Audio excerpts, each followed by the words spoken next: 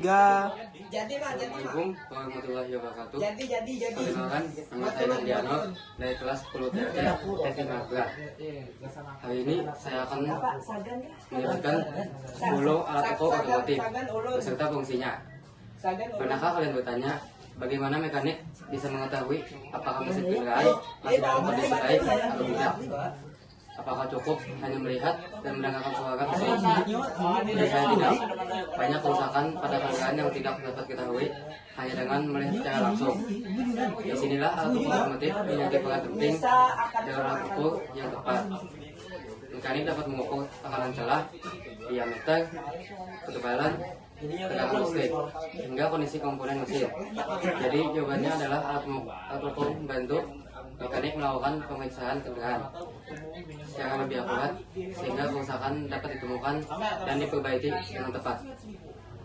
Berikut adalah 10 alat ukur yang sering digunakan dalam bidang otomotif. Yang pertama, ada vernier caliper atau jangka sokong. Vernier caliper digunakan untuk mengukur panjang, diameter luar, diameter dalam, dan kedalaman suatu komponen dengan cukup teliti.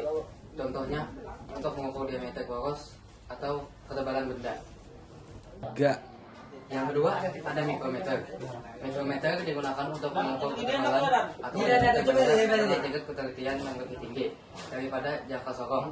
Alat ini sering digunakan untuk mengukur komponen mesin seperti poros dan bagian tertentu pada mesin. Yang ketiga ada pillar gauge. Pillar gauge digunakan untuk mengukur celah atau jarak yang sangat kecil antara dua komponen, contohnya untuk memeriksa celah katup pada mesin. Yang keempat ada compression tester, digunakan untuk mengukur tekanan kompresi di dalam silinder mesin. Hasil pengukuran dapat membantu mengetahui kondisi piston, ring, katup, dan bahan bakar. Yang kelima ada tire pressure gauge, digunakan untuk mengukur tekanan udara pada ban. Tekanan ban sesuai membantu kendaraan tetap stabil dan membuat ban bekerja dengan baik. Yang keenam ada multimeter.